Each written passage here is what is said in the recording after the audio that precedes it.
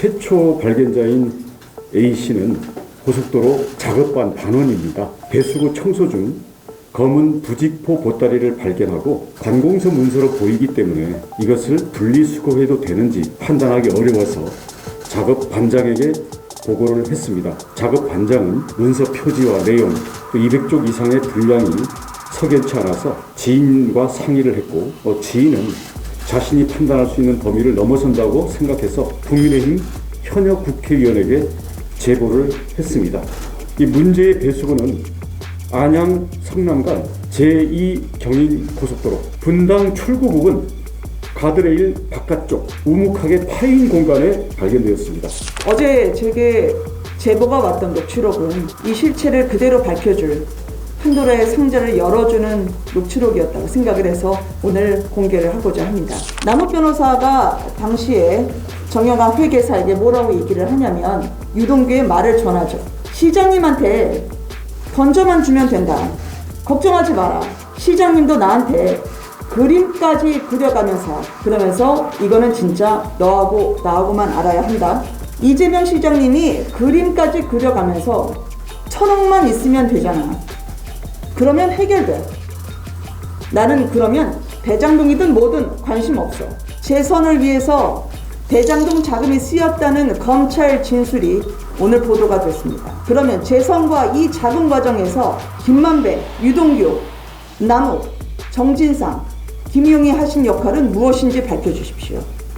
제가 민주당의 반응에 따라서 추가로 이재명 후보의 재선을 앞두고 김만배, 유동규, 남욱이 어떤 역할 분담을 했는지 공개하도록 하겠습니다. 안녕하세요. 지금부터 원희룡 경찰본부장의 대장동 배수구 부설 보따리 대상 실내 문제 기자회견을 시작하겠습니다. 네, 국민의힘 공익제보센터는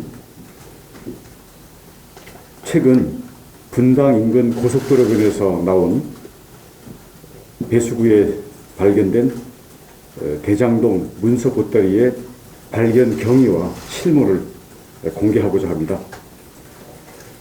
최초 발견자인 A씨는 고속도로 작업반 반원입니다. 배수구 청소 중 검은 부직포 보따리를 발견하고 관공서 문서로 보이기 때문에 이것을 분리수거해도 되는지 판단하기 어려워서 작업 반장에게 보고를 했습니다. 작업 반장은 문서 표지와 내용, 또 200쪽 이상의 분량이 석연치 않아서 주변에 지인과 상의를 했고, 지인은 자신이 판단할 수 있는 범위를 넘어선다고 생각해서 국민의힘 현역 국회의원에게 제보를 했습니다. 이 발견해서 국민의힘 국회의원에게 입수되기까지는 4일이 소요되었습니다. 그리고 국회의원에게 입수된 이후로부터 기자회견까지는 추가로 3일이 더 소요돼서 최초의 발견으로부터 지난번 저와 우리 김은혜 의원님이 기자회견하기까지는 7일이 소요되었습니다. 왜냐하면 과거에 유동규 전 성남도시개발공사 기획본부장이 자택 오피스텔 창밖으로 휴대폰을 던졌던 사건과 마찬가지로 얼른 납득하기 어려운 상황이고 자료 내용에 대한 면밀한 검토가 필요했기 때문입니다. 국민의힘 공익제보센터는 다음과 같은 근거로 대장동 배수구 문건이 대장동의 핵심 관계자가 만든 문건이라고 판단을 했습니다. 첫 번째, 당사자가 아니면 알 수 없는 내용들로 가득 차 있습니다. 대중에게 공개된 일반적인 홍보물이나 발표문이 아니라 핵심 관계자들끼리 주고받은 공문서, 예를 들어서 이재명 후보의 서명과 간인이 담긴 결재 서류였습니다. 지난번 기자회견에 공개한 내용입니다. 이 문건에 대해서 검찰은 자신들이 작년에 압수해서 재판에 제출했다고 했지만 거짓말입니다. 왜냐하면 검찰은 종이로 된 문건들을 압수한 게 아니라 성남시청에 있는 전산 서버를 압수했고 그 서버에 전산망에 들어있던 내용을 출력해서 같은 내용이 들어있는 이 문서를 법원에 제출했을 뿐입니다. 그 문건이 핵심 당사를 통해서 밖으로 빼돌려졌다가 그게 다른 메모들과 함께 있는 그 문건은 검찰은 존재조차도 알지를 못했습니다. 두 번째, 동일인의 손글씨가 일관되게 발견되고 있습니다.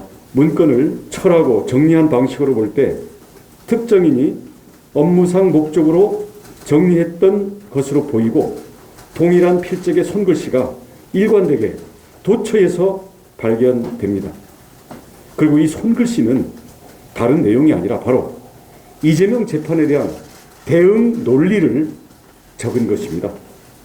여러 대장동 사업 중에서도 특히 이재명 후보의 재판 관련 공문서들이 다수 이 보따리 안에 들어있는 것입니다.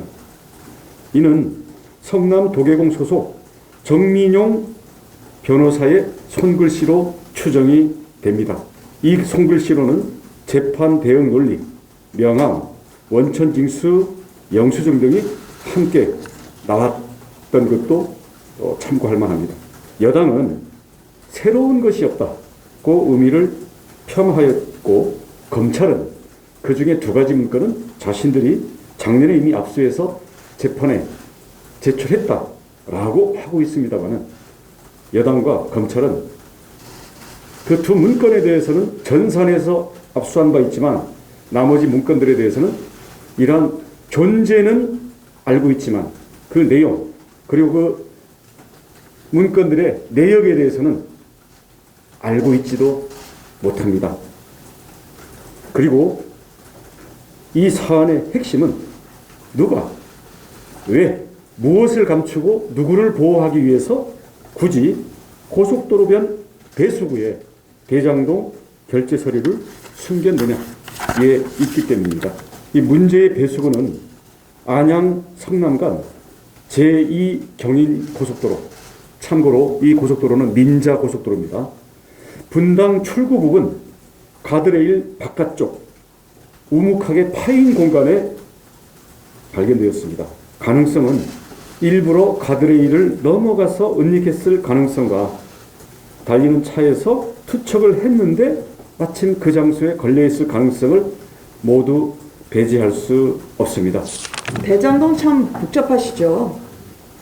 이재명 게이트라고 했다가 또 저쪽에서는 윤석열 게이트라고 했다가 국민 여러분은 꼬리에 꼬리를 무는 난타전 때문에 뭐가 뭔지 모르겠다라고 생각하실 수도 있을 거라고 생각합니다. 그런데 어제 제게 제보가 왔던 녹취록은 이 실체를 그대로 밝혀줄 판도라의 상자를 열어주는 녹취록이었다고 생각을 해서 오늘 공개를 하고자 합니다. 때는 2013년 4월입니다. 이때는 대장동 공모지침서 발표하기 약 2년 전의 일입니다. 근데 이때부터 대장동 일당은 치밀하게 자신들의 계획을 실천에 옮길 공모를 하고 있었죠. 지금 이 빨간 줄을 친 부분은요, 남욱 변호사가 전한 유동규의 말입니다. 남욱 변호사가 당시에 정영학 회계사에게 뭐라고 얘기를 하냐면 유동규의 말을 전하죠. 시장님한테 던져만 주면 된다. 걱정하지 마라. 시장님도 나한테 그림까지 그려가면서 그러면서 이거는 진짜 너하고 나하고만 알아야 한다. 이재명 시장님이 그림까지 그려가면서 1,000억만 있으면 되잖아. 그러면 해결돼. 나는 그러면 대장동이든 뭐든 관심 없어. 네가 알아서 해. 그것만 만들어. 즉 그것이란 1,000억이로 해석이 됩니다. 이 말은 이재명 시장이 유동규 본부장과 함께 했던 말이라고 남욱 변호사가 검찰에 진술한 바가 있습니다. 이 부분을 보면서 충격을 받았습니다. 왜냐하면 이재명 후보는 그동안 유동규 본부장은 자신의 측근이 아니라고 말했기 때문입니다. 묻고 싶습니다. 유동규가 측근이 아니라면서 이재명 후보, 유동규 본부장 그림을 그려주는 사이는 어떻게 설명하실 겁니까? 민주당에 또 하나 묻고 싶습니다. 이재명 시장은 유동규를 만나서 어떤 그림을 그려준 겁니까? 마지막으로 묻습니다. 1천억 원만 있으면 대장동은 관심 없다고 말한 저희는 또 무엇입니까? 이거는 십수년간 기다려온 대장동 원주민들의 가슴을 치는 말입니다. 원주민들에게 그동안 이재명 후보는 변호사 시절부터 대장동은 제2의 고향이다 라고 말해왔던 것으로 전해집니다. 특히 대장동 명품도시 만들겠다 국민들에게 약속을 했었죠.